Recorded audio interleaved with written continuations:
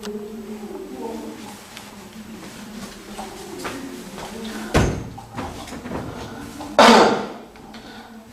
그러면 이제 그 9번 문제를 볼게요. 9번 문제.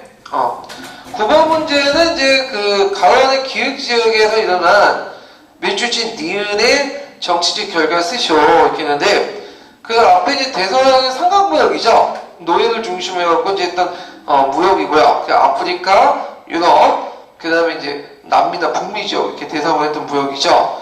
그래서 요 기업 지역은 이제 보이시겠지만 IT예요. IT. 오늘날. 예. 그래갖고 이제 그 IT인데, 그 IT는 이제 카리브해에 있는 그 이스파니올라 섬이 있어요. 이스파니올라 섬에 서단에 위치한 그 섬인데, 그 IT가 있고 그 동쪽은 도미니카 공화국이 있거든요. 예. 그래갖고 거기 있고, 그 IT는 예전부터 흑인 노예들이 와서 플란테이션의 노동력을 이제 제공했거든요. 예. 그래서 흑인들이 되게 많이 살았다. 물론 물란토나 이런 사람들도 있지만. 그래서 이제 나중에 이 IT에서 혁명이 일어났죠. 혁명. 그래서 프랑스 혁명이 영향을 받아가지고, 그 당시 이제 IT에서 그 투생이라는 노예 출신의 이제 그 혁명가가, 투생 누베르 트로가 혁명을 일으켜갖고, 최초로 그 IT 공화국을 세웠죠. 예. 그래서 이제 이건데, 그래서 이제 여기 내용을 제가 쭉 적어놨거든요. 그래갖고 이제 그 당시 IT는 흑인들이 상당히 많았고, 그 다음에 몰라토와 백인들도 종종 있었다는 거. 그래서 스페인은, 와 프랑스는 라이스바이크 조약을 통해서 프랑스 쪽에 시스파니아 섬 3분의 1쪽을 그 IT 공화국, 프랑스역 산토메이코라고 하고요. 3분의 2는 동쪽 지역에서 이제 스페인역, 후인 도미니카 공화국으로 나눠지게 되고요. 그 산토메이코 사회는 식민지인가 공공이 프랑스, 백인 지배층과 몰라토, 흑인 등 다양한 이제 계층으로 구성이 됐고, 그 안에 다양한 계급 갈등이 있었다. 그래서 프랑스 혁명이 일어나니까 그 당시 국민회에서 몰라토의 권리 신장이 노예 집회에 대해서 논의가 일어나니까 이 신분상속을 도모한 몰라토의 일부 세력들이 동결을 하게 되고요. 그리고 이때 이제 센토메이코 식민지 정부가 의해서 진압이 되죠. 그래서 이때 또 흑인도 같이 번개요. 그래서 이제 처음에는 그 프랑스 국민회에서는 그 몰라토나 흑인 노예들이 동정적이었지만, 이게 반란이 일어나니까 어떻게 했어요? 진압을 해야겠죠. 그래서 국민 그 의회가 다시 입장을 공복해가지고 그 6,000명의 병력을 파견해 진압을 나서게 되고, 그때 등장했던 인물이 투생 르베트루다. 여기 쭉 내용이 있는데, 결국 이 사람은 이제 나중에 프랑스에 잡혀가거든요. 그렇지만 그를 계승한 장군들이 뭐냐면 독립을 이끌었다. 예. 그래서 저도 이제 이 내용을 잘 몰라요. 왜냐면 IT라는 나라가 생소한 국가다 보니까 이렇게 이제 오는데, 그 IT 혁명의 그 정치적 결과는 IT 독립이죠. 최초의 흑인 공화국이 탄생됐다. 그래서 이제 유사자반으로 라틴 아메리카 최초의 독립국가가 수립되고, 남미 지역의 운동이 확산됐다. 이 정도만 좀 파악을 해주시면 될 것 같아요. 근데 이제 혹자는 이 남미 독립운동에 확산된 것을 좀 부정하는 사람도 있어요. 왜냐면 그 남미 운동을 이제 주로 일으켰던 사람이 클레오르다 해갖고, 그 당시 이제 백인 식민지 통치자들이었거든요. 그래서 이제 스페인 출신은 아니지만 남미 지역에 살고 있는 백인 출신자들이 이제 주로 클레오르다라는 계층이 일어났고, 흑인하고는 좀 다르다 이렇게 있는데, 하여튼 뭐 그렇게 좀 보시고, 그 최근에 남미 독립운동사 부분에 대해서 시험이 많이 나오니까 좀 기억을 좀 정리를 따로 해두시는 것도 좋을 것 같아요. 예. 자, 그 다음에 이제 뒤에 넘어가서 10번을 보죠. 10번. 자, 10번 보면 다음은 19세기 때 독일의 영어법 중에 하나이다. 미주진 조항이 독일 제국 구성 방안과 관련하여 어떠한 정치적 입장을 가지고 있는지 써보시오 이렇게 했는데, 이거는 뭐냐면 프랑크푸르트 제국헌법이야.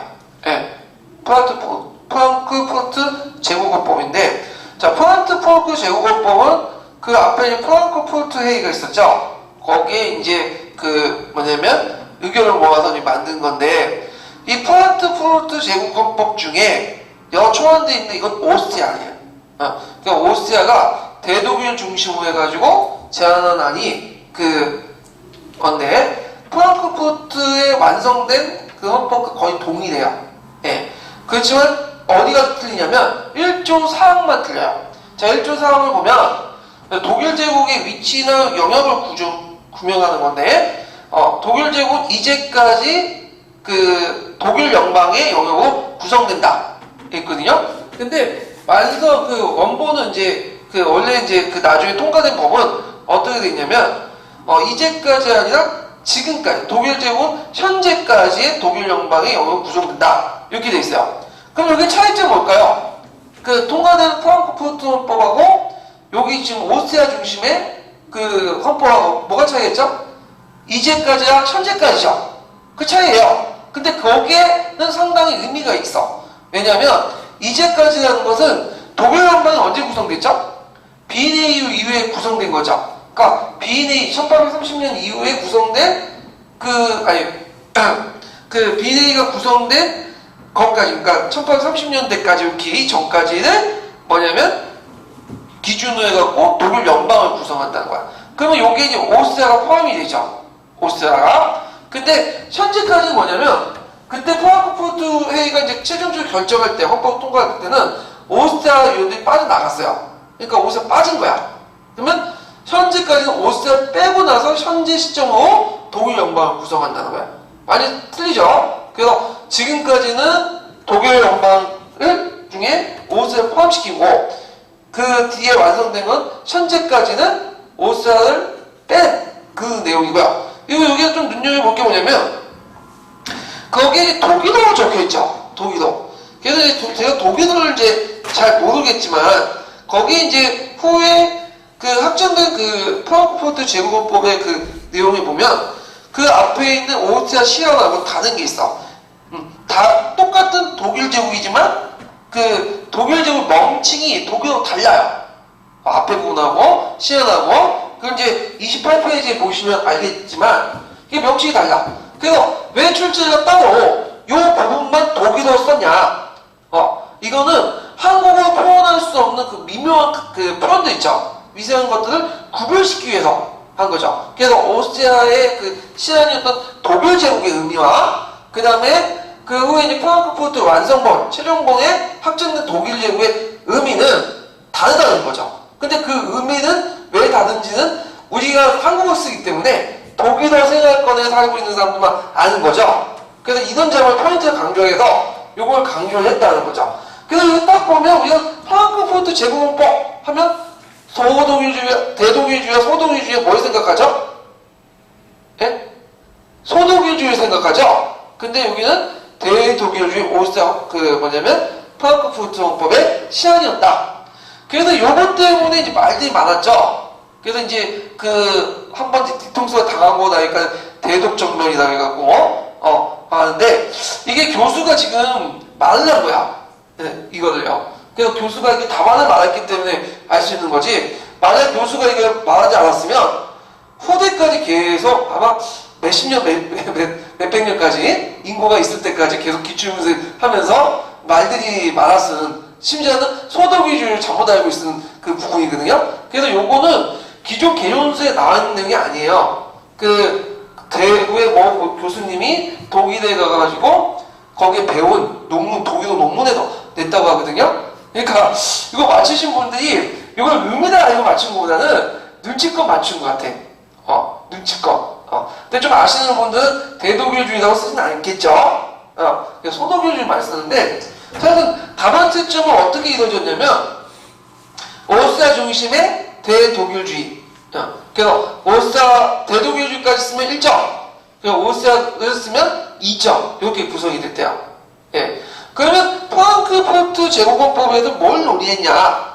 이것도 이제 좀 봐주셔야죠. 같이 보는 김에. 자, 2월 혁명이 끝난 다음에 독일에 무슨 혁명이 일어나요? 3월 혁명이 일어나죠. 1848년에. 예. 3월 혁명이 일어나는데, 그때 이제 그 끝나고 그 사고하는 결과 이제 보여줘야 돼. 주도권을 장악하게 되죠. 그래서 이 사람들이 프랑크푸르트 프랑크푸르트 회의를 개최해서 그 뭐냐면 제국법을 만들고 그 과정에서 앞으로 이제 통일 독일은 어떻게 할 것이냐 논의를 했어. 그래서 이제 그때 두 가지 논쟁점이 있었죠. 하나는 뭐죠? 대독일주의와 소독일주의. 이거고, 또 하나는 앞으로 정치체제는 뭘로 할 것이냐? 공화적으로 할 것이냐? 그 다음에 입헌군주제로 할 것이냐? 이런 건데, 자, 이거 예전에 한번 시험 문제 나왔죠. 대독일주의는 뭐예요? 오스트리아를 포함시키자는 거야. 독일 안에. 그러니까 당연히 대독일주의는 누가 주장해요? 오스트리아 계통의 의원들이 주장을 한 거죠. 근데 소독일주의는 오스트리아 너무 이식적이기 때문에, 왜냐면 오스트리아는 독일 외에도 뭐예요? 여러 민족들이 구성되어 있잖아요. 그러니까 오스트리아 뺀 독일을 하자. 독일만 구성이 되자. 그럼 소독일주의 누가 주도냐면 프로이센이야.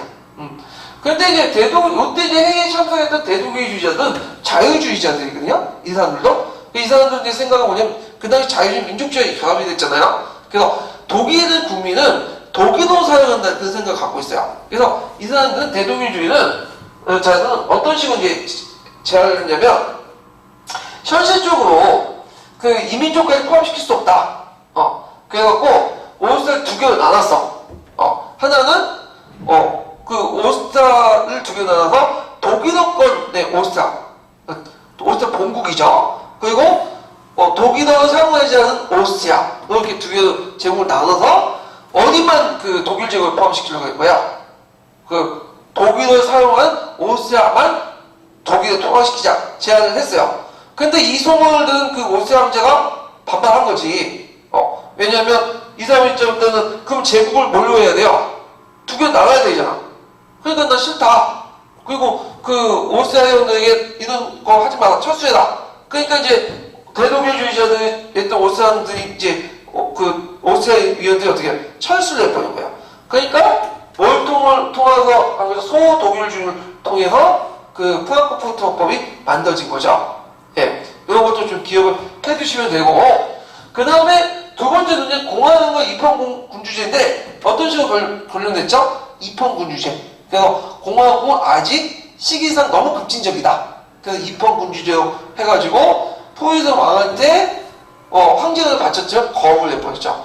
예, 나는 여기에서 만든 황제는 받아줄 수 없다 하면서 했죠. 자, 이 프랑크푸르트 회의에 나타난 프랑크법의 제국헌법 관련된 내용들 좀 기억을 해두시고, 이건 서양사 개론보다는 서양사 총론에 있는 내용이 더 정확해요. 예, 그래서 이제 그 보충제도로서 그 대독일주의와 소독일주의, 그다음 프랑크푸르트 국민회의 그 내용들 좀 읽어두시고, 그 보충 자료 3번에 프랑크푸르트 제국헌법은 서양사 총론에 있는 내용들 좀 적어놨어요. 예. 자, 그래서 이제 있고, 그 다음에 뒤에 넘어가서, 자, 기입형 문제를 더 가죠. 기입형이 아니라, 잠깐만. 잘못 적었네.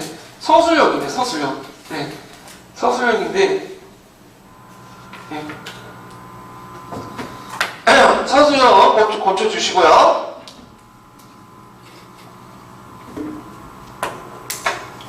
자, 다음은 동아시아 과목 내용이 학생들이 제시한 과정이다. 가로 안에 기인의 내용을 쓰고 가로 안에 니은에 들어갈 지식 영역에 수응표를 제시하시오. 그리고 모든 구성에서 따른 극화학수 유형 중 비추진 디귿에 따른 유형과 차별되는 특성을 세 가지 쓰시오. 그래서 교육과정하고 이제 그 역할과학 관련된 문제에 나온 건데, 학습 목표 설정하고 교육과정 부분은 항상 나오거든요. 네, 교육과정은 여기 이제 교과서 내용이 뭐죠? 임진전쟁이죠.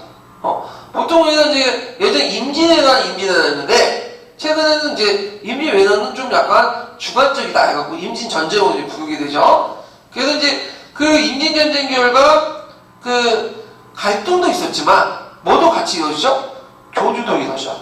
그래서 보통 이제 그 문화권 내에 이제 교주라는 것이 갈등도 그 자유롭게 통화적인 어떤 무역 활동이나 이런 것도 하지만 갈등 같은 전쟁을 통해서 했던 것도 교류가 이루어지는 거죠. 특히 임진왜란은 그 한국, 중국, 일본이 참여했던 국제전이야. 그 과정에서 원하진 않았지만, 의도하진 않았지만 할 만한 문물 교류가 이루어졌다. 그래서 이제 그 내용은 교류와 갈등이야. 교류와 갈등. 이게 이제 어디에 있냐면 동아시아사 교과 목표에 있어요. 교과 목표. 그래갖고 이제 그 잠깐 뒤에 넘어가면 36페이지 잠깐 펴보세요. 34페이지. 해마다 교육과정 문제가 나오거든요. 그래서 이제 그 교육과정 나올 때 책을 어디에 나오냐면 각 교과 목표의 부분에서 나와요. 그래서 이제 있는데 올해는 어떻게 될지 모르겠어요. 올해는 그 교육과정이 이제 올해 그 변화가 일어났잖아요. 그래서 이제 그 교육부에서는 이제 올해는 안 되겠다 이렇게 돼 있는데 올해도 이제 그 교육과정 변화하고 내년에 바뀔 근데 지금 폐지된 교육과정 문제가 나올까라고도 좀 그래요. 네. 하여튼 공부하실 때 이제 교과 목표를 중심으로 좀 공부를 해주시고 거기에 이제 그 밑에 보면 라 부분이 있죠. 각 시기에 전개된 교류와 갈등 요소를 탐구하여 문제 해결의 방향과 상호 발전을 모색하는 자세를 가진다. 그 내용 있죠? 역시 여기에 있는 핵심 키워드는 뭘까요? 교류와 갈등이죠. 교류와 갈등. 그래서 이제 한국사나 세계사나 동아시아 교과 목표 공부할 때 쭉 읽어보면 키워드가 보여요. 중요하다. 시험에 나올 수 있는 부분.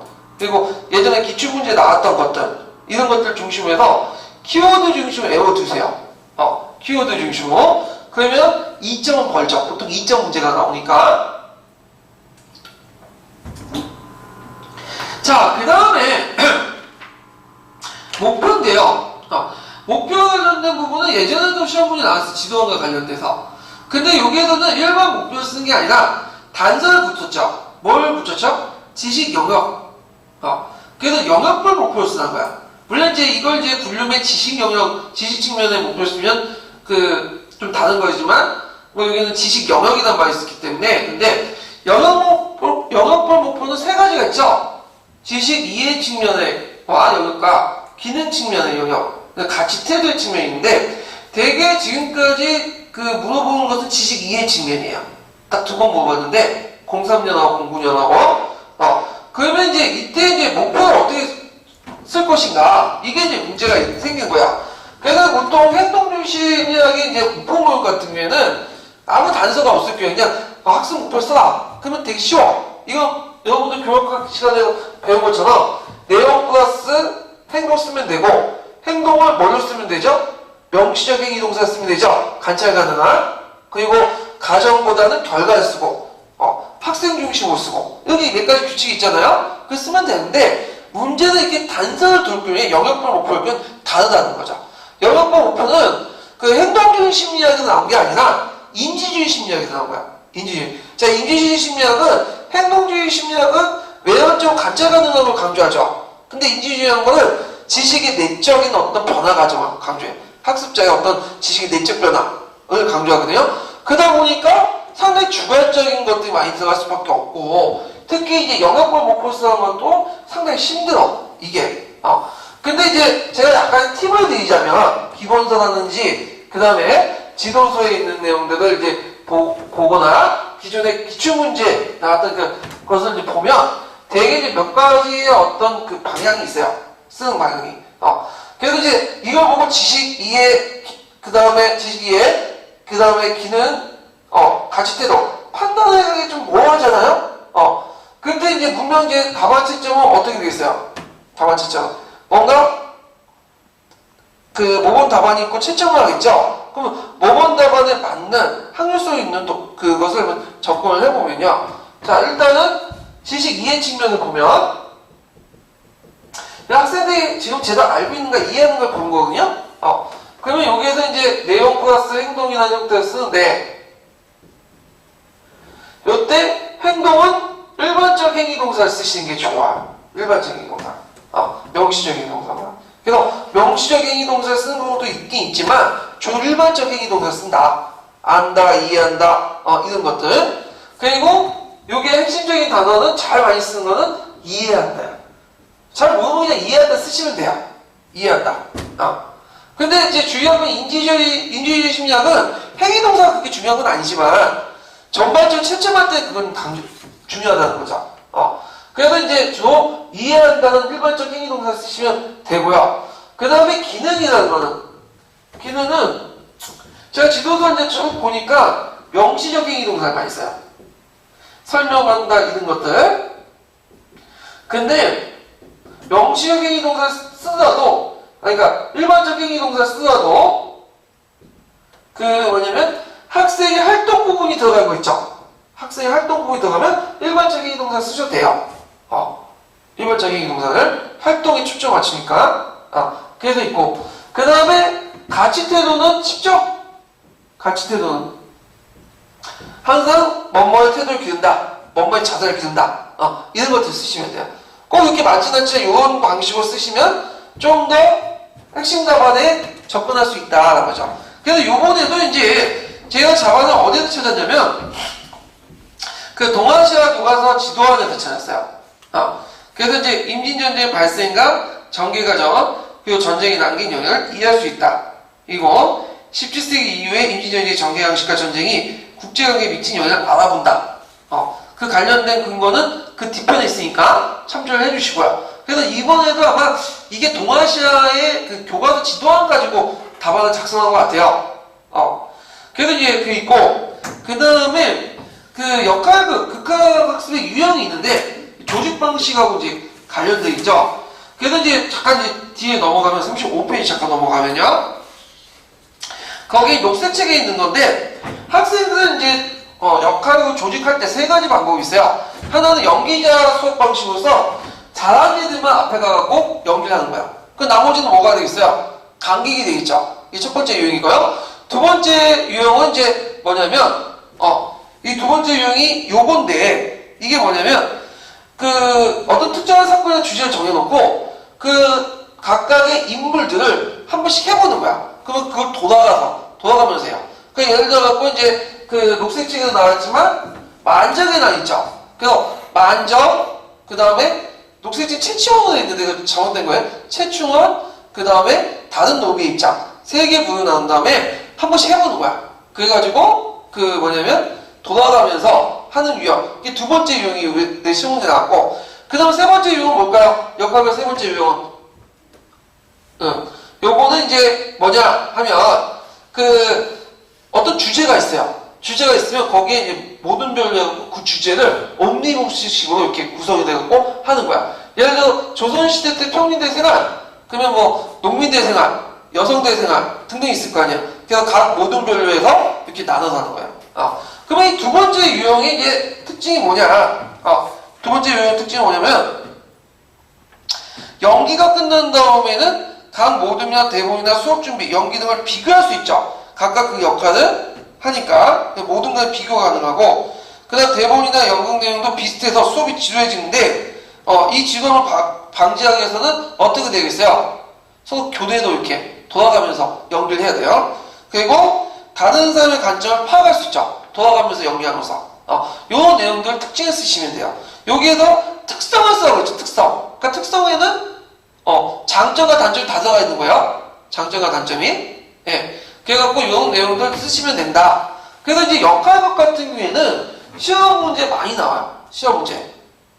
그래갖고 이런 내용들 기억을 해두시고 자, 그 다음에 이제 2번을 보죠. 2번. 그 2번은 이제 노비와 관련된 문제인데 노비는 그 제일 안 나왔는데 이게 많이 이번에 나왔는데 그 이번에 들어가는 교수님이 그 노빌 전공, 노빌을 되게 좋아하시는 분이에요. 예. 그래서 그 특정 대학은 말은 하지 않겠지만 서울 안에 있는 그 유명한 교수님이 있어요. 예. 그래서 요번에도 제 생각에는 2년마다 한 번씩 교대로 들어가니까 또 들어가면 노빌 될 것 같아요. 그래서 이 노빌을 상당히 좋아하시는 교수님인데 그럼 노빌을 보죠. 노빌. 노빌은 되게 흥미로운 게 많아요. 정근대 시대 때 노비로 태어났으면 별로 좋지는 않을 텐데 하여튼 보면 자 노비는 양천지에도 어디 속하죠? 천인에 속하죠. 천인. 그래서 천인은 뭐냐면 과거 시험을 볼 수 있는 권리도 없어요. 권리가 없죠. 그렇지만 의무도 없어. 원칙적으로는. 그리고 천인은 노비가 상당수 차지하지만 백정, 오단, 천기, 강대, 사당, 악곡 이것도 천인이에요. 이거 보충 페이지 잠깐 7페이지 펴보세요. 네, 7페이지. 자, 그래서 근데 그 중에 이제 노비가 상당수를 차지하고 있다. 그러면 이제 노비는 크게 또 무슨 걸로 소유에 따라서 공노비가 있고 사노비로 나눠지죠. 공노비는 국가 노비인데, 근데 이 공노비는 역에 따라 구분해요. 역에 따라. 그건 조선시대 때와 고려시대 때는 좀 명칭이 달라요. 비슷비슷한데, 고려시대 때는 뭐와 뭘로 나누냐면, 외고노비하고 낙공노비 나눠요. 말 잘했다. 맞아. 외고노비하고, 뭐냐면,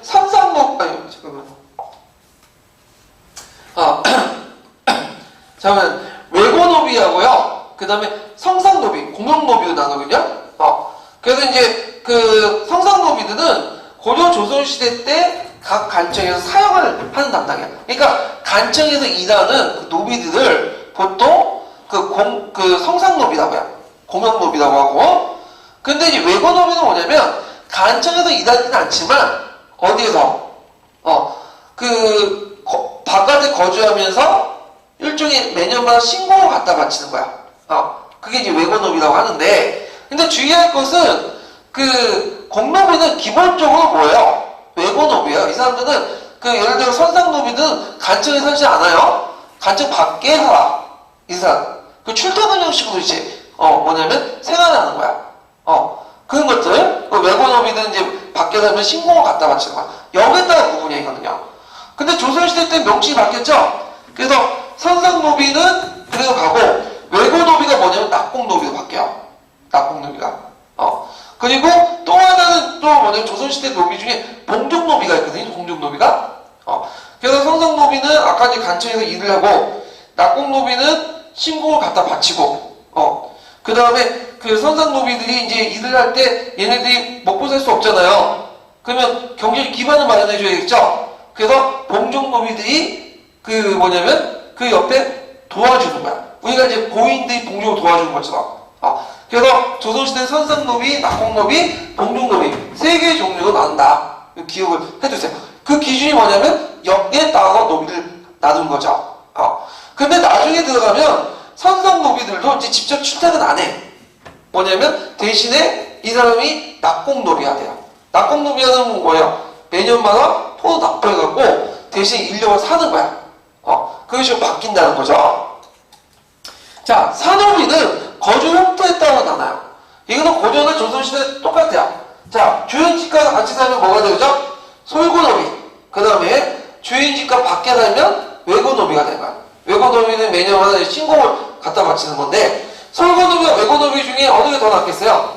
만약 노비 신분이라면 외고노비가 낫겠죠? 예. 그 다음에 이제 만약 내가 노비로 태어났으면 산업이가 낫겠어요? 공노비가 낫겠어요?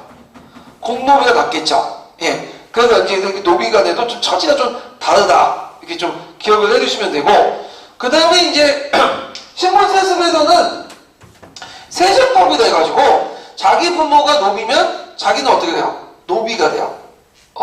그리고 이제 이때 이제 양천교육공에는 일전 직천법을 이제 주로 조선시대 때 많이 사용되고, 그 다음에 노비 소유권에 관련된 부분인데, 요걸 이제 뭐라고 하냐면 노비 종목법, 천자 수호법이라고 해요. 근데 여기서 헷갈릴 수 있는 게 뭐냐면, 우리가 노비 종목법이라는 말은 뭐에 익숙하죠?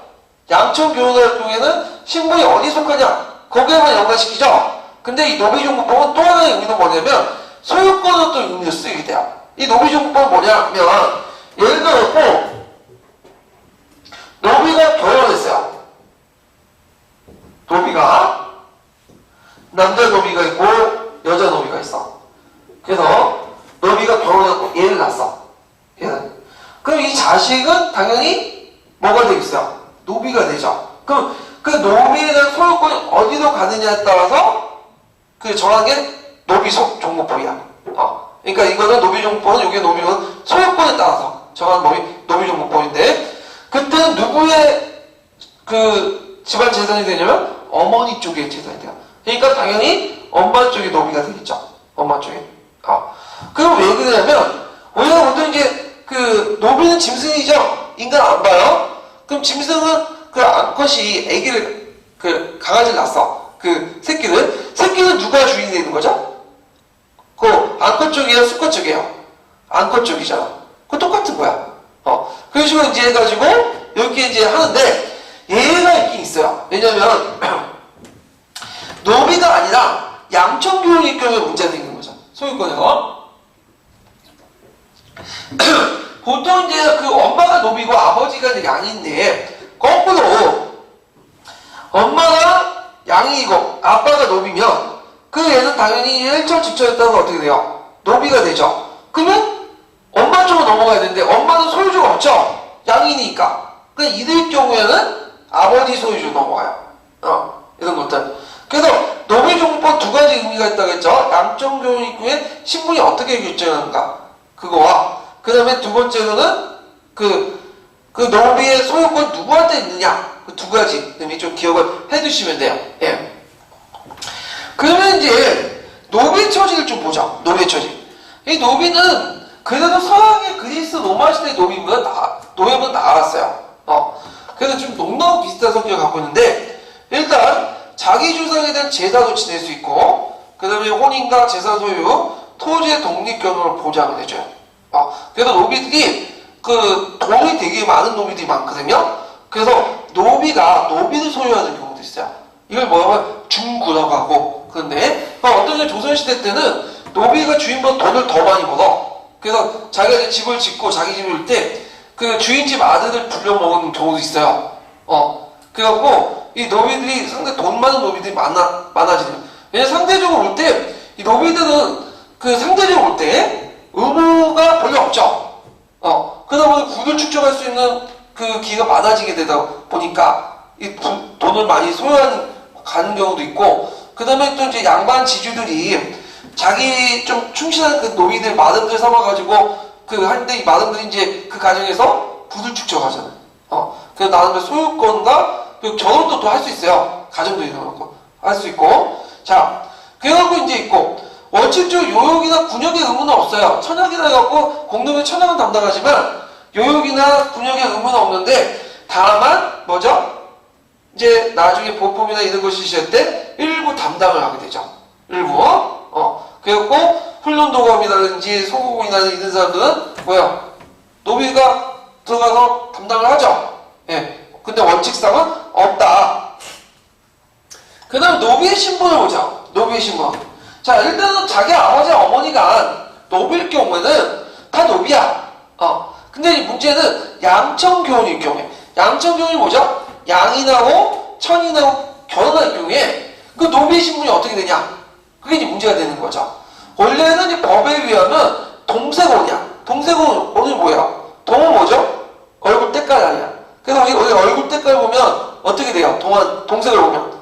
그 대충 신분이 나오잖아요. 그러니까 얼굴 때깔 비슷한 사람끼리 결혼하자. 같은 신분끼리 결혼하는 게 원칙인데 항상 그게 아니야. 대개 보면 양인과 천인이 결혼이든 합방이든 뭐 강탈이든 뭐 강간이든 해가지고 애를 낳거든. 그러면 그럴 경우에는 이제 어떻게 해결되냐? 얘 신분을 어떻게 정할 것이냐? 그건 이제 고려시대, 조선시대인데 항상 일관하는 게 아니라 좀 바뀌어져요. 그래서 요번에 시험 문제 나온 게 이거거든요. 예. 자, 그러면 이거 잠깐 볼게요.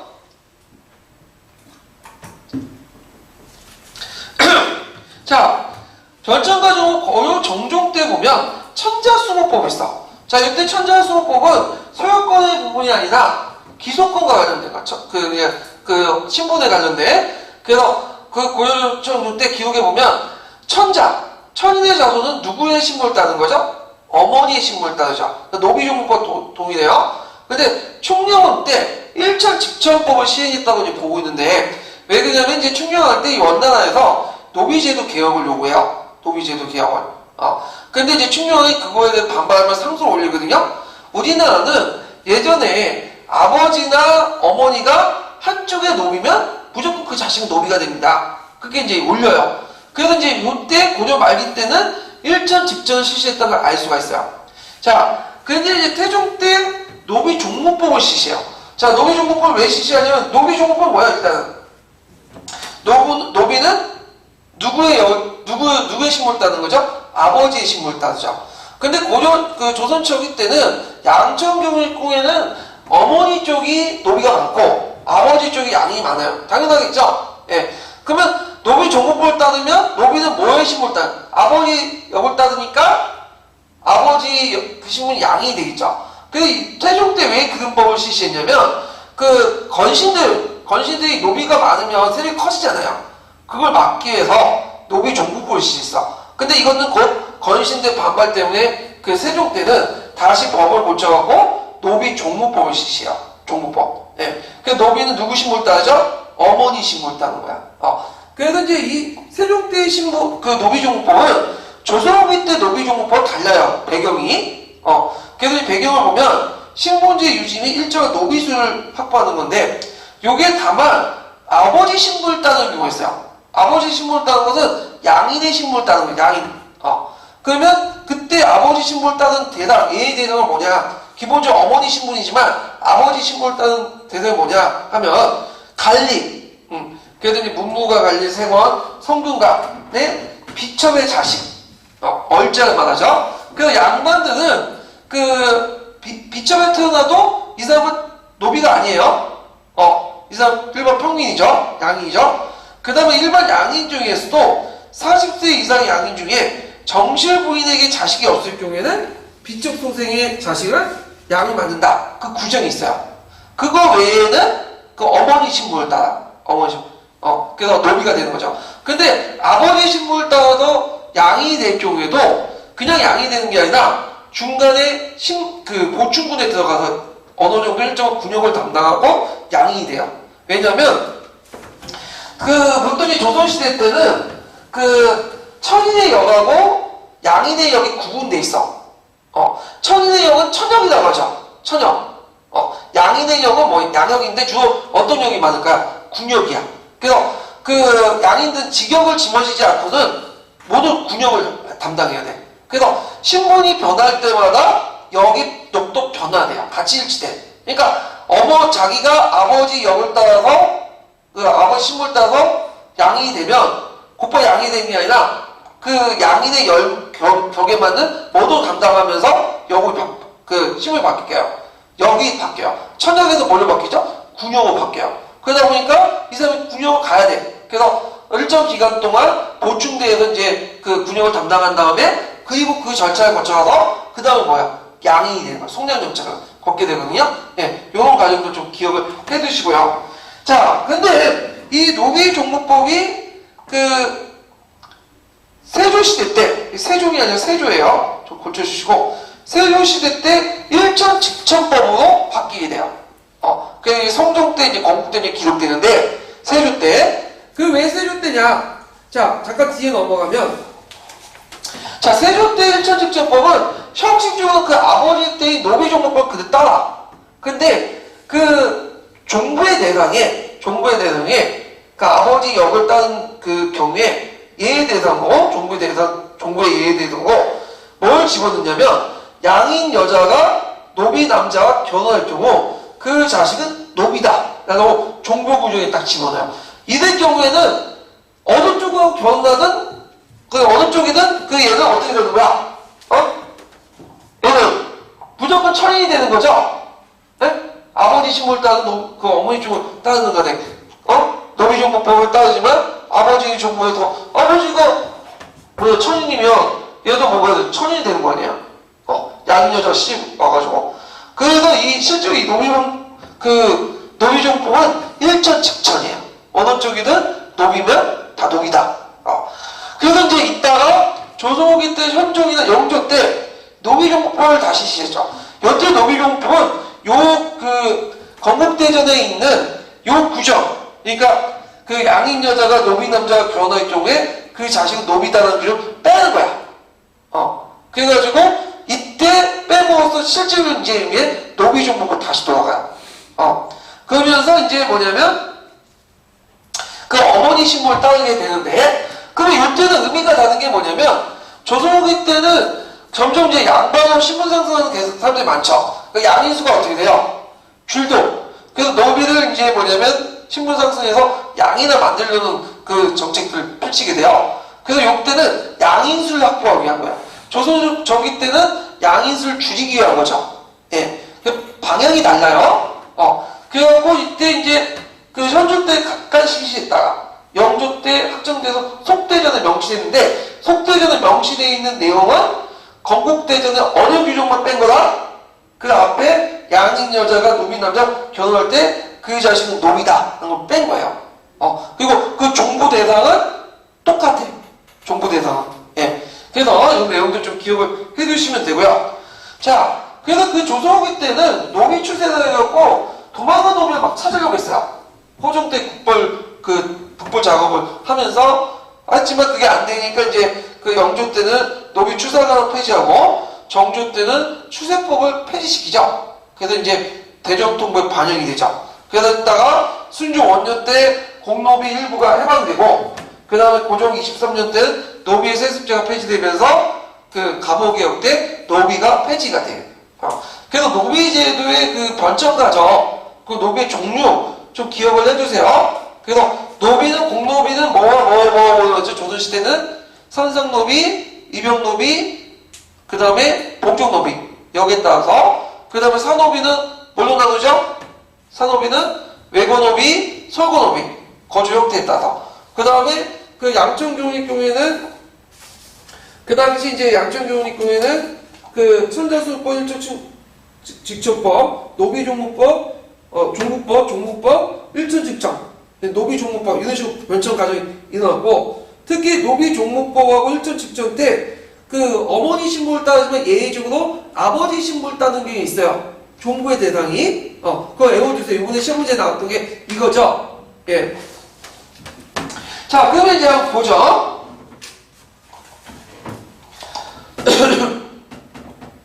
이번에 보면 조선후기 기역의 실시한 배경을 쓰고, 그 기역에 따르지 않았던 밑줄 니은의 예를 쓰시오. 그리고 밑줄 디귿에 해당하는 조선시대 군사조직을 두 가지 쓰시오. 이렇게 이제 했는데, 자, 모든 노비는 기역을 획일적으로 시행한다. 여기 들어가는 노비종부법이에요. 이거는 그 밑에 무슨 책에 기록되어 있어요? 유영원의 반개수록이 있죠. 유영원은 노비종무법을 주장했던 사람이에요. 이 사람이 현종대 사람이거든요. 그래서 이 사람은 노비종무법을 폐지를 하고 장기조 노비제도를 폐지하자. 더 나아가서, 그리고 노비 노동력 대신에 고공제도를 대체하자. 고공은 뭐예요? 농업 노동자들 있죠. 이렇게 주장을 해요. 예. 그래서 이제 보면, 자, 모든 노비는 노비종무법을 획일적으로 시행해야 된다. 노비는 어머니 역을 따르게 하는 법이나, 자, 어머니 역을 따르는 것은 뭐죠? 노비종무법이죠. 또는 아버지 역을 따르는 경우가 있으니, 자, 아버지 역을 따르는 건 뭐예요? 노비종무법이죠. 그리고 법의 종류 한결같지 않고 다만 초단적으로 따르게 한다. 이건 뭐가 되겠어요? 일천직천법이죠. 그럼 왔다 갔다 했다는 거야. 그러면 여기서 기역을 따르지 않는, 그러니까 노비종무법에서 안에서 니은의 예를 써라. 기역을 따르지 않았던 니은의 예를 쓰라면 뭘 쓰겠어요? 노비종무법 안에서 아버지 역을 따른 예의조항을 쓰는 거야. 종부의 규정을 쓰는 거야. 그러면 아까 얘기한 것처럼 그 세조시대 때 건국대전에 있는 내용을 적어 놓으시면 돼요. 다만 뭐만 어머니가 양인의 경우에 아버지가 그 노비한테 시비를 갈 경우에 그 자식은 노비다. 그 규정을 빼놓고 나머지 것들을 쓰시면 돼요. 예. 그래서 그 건국대전 형전에 있는 내용을 물어보고 있는 거야. 근데 이제 어떤 데에서는 제가 이제 예전에 좀 약간 했는데, 카드나 통신에 보면 그 들어가는 교수 논문에 보니까 그 뭐가 있냐면, 그 유사자본에도 있지만 그 토졸과 영노가 있다. 여기 이제 얘기를 하고 있는데, 토졸과 영노라는 건 좀, 근데 영노는 그거 대충 알겠죠. 영노는 뭐예요? 역에서 일하는 노비를 말하거든요. 그래서 역에서 일하는 사람들이 역에서 일하는 사람이 힘이 좀 고된 역이기 때문에 천역이 됐는데, 토졸은 찾아봐도 없어. 그래서 아마 마을의 가난에 지키는 뭐 수훈자 그런 사람들 뜻하는 건데 그게 천역이었나봐요. 예. 그래갖고 요걸 가지고 얘기를 하는데 이렇게 해석할 바꾸면은 어떤 식으로 해석할 수 있냐면 자기가 양인에도 불구하고 역은 무슨 역을 따는 거야? 천역을 따는 거야. 이런 계층을 뭐라고 하죠?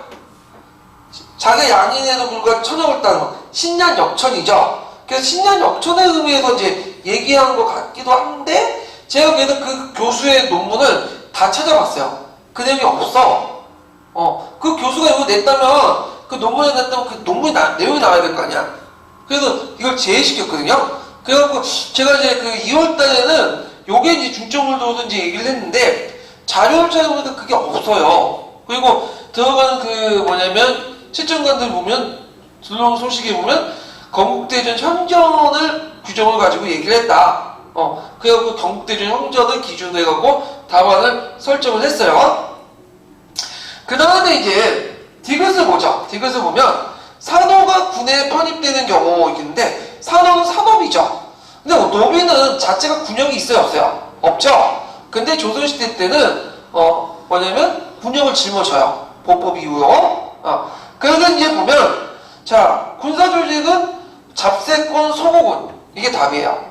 예, 훈련도건도 들어갈 수 있고. 예, 그래서 잡세권 조선 전기 때 조직된 예비군이죠. 그래서 천역이나 직역에 빠져있는 부대들 사람들 대상으로 구성했고요. 소고군은 노비도 다 포함되어 있죠. 예, 그래서 이제 군역을 담당을 했다. 그 외에도 훈련도관, 장용대, 망강대, 인호대. 그래서 이제 최근에 인호대가 뭐 계속 주장인데, 그래서 인호대는 제가 한번 찾아봤어요.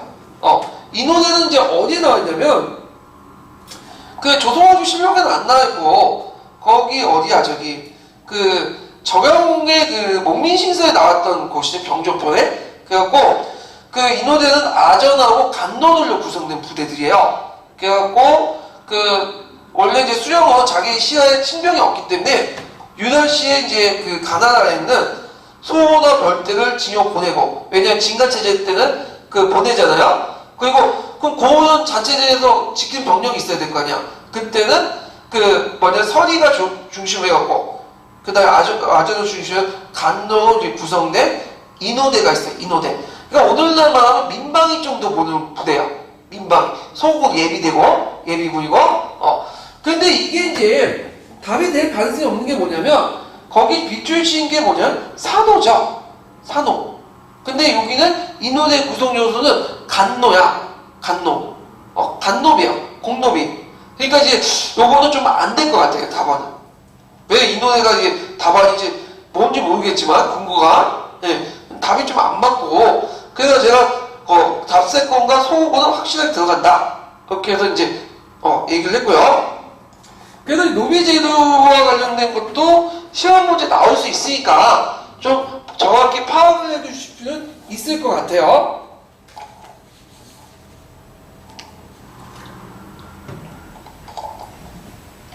자, 그 다음에 뒤에 넘어가서요. 자, 3번 문제 보자. 서술형 3번 문제. 자, 위주식 기역의 전제를 두 가지 쓰고 가오 안에 니은을 들어갈 말 쓰시오. 그리고 고등학교 세계사 수업에서 학생들이 가오 안에 니은에 나와 다에 들어갈 사역대 사고활동을 각각 쓰시오. 이렇게 했는데 자, 요거는 감정이입과 관련된 감정이입의 사고활동 단계거든요. 그래서 시험 보기 전에 감정이입을 들어갈 수 있는 교수가 들어간다. 해가지고 예전에 감정이입이 들어갔던 교수들의 그 기출문제 쫙 해갖고 분석을 했는데 그때 단계가 나온 거라고 이제 예상을 했어요.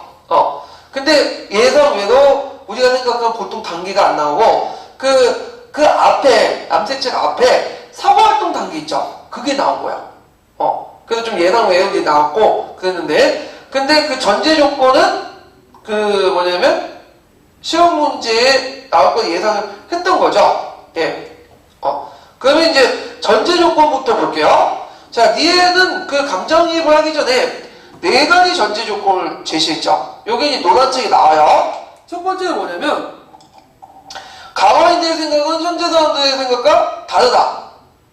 특수성이죠. 그리고 우리는 과거 사람들과 공통의 인간성을 공유하고 있다. 보편성이죠. 그 다음에 세 번째로는 과거에 생활되는 역사가 자신과 계통적으로 관련돼 있다. 계통성이죠. 그 다음에 과거 사람들은 합리적으로 활동한다. 합리성. 이때 합리성은 목적, 상황, 수단. 그래서 요거는 웬만큼 다 썼을 거야. 근데 어떤 분은 이걸 이제 풀어쓰지 않고 특수성, 보편성, 합리성, 계통성 이렇게 쓰는 분이 있는데 이것도 맞게 해줬다고 그래요. 예, 이것도. 그러면 이제 사고활동의 단계 4단계 보자. 자, 먼저 역사적 사실 재현이야. 이때 재현이라는 거는 그 우리가 되는 컬링우드의 재현이 아니라 팩트를 보는 거야. 1950년에 뭐 6.25 전쟁이 일어났다. 이걸 정확히 파악하는 거야. 그 다음에 이 1번을 기반으로 해서 2번과 3번이 있는데, 자, 2번과 3번은 두 가지 경우야. 자, 그래서 이제 아까 얘기했죠. 6.25 전쟁은 뭐냐면 6.25 전쟁은 뭐 남침에 의해 일어났다. 이게 팩트죠. 1단계 재현이죠. 그러면 두 가지 부류의 이제 학생이 있어요. 요걸 알고 나서 두 가지 부류인데, 하나는 객관적 상황은 알아. 객관적 상황은 아는데 주관적 의도는 몰라. 그리고 여기는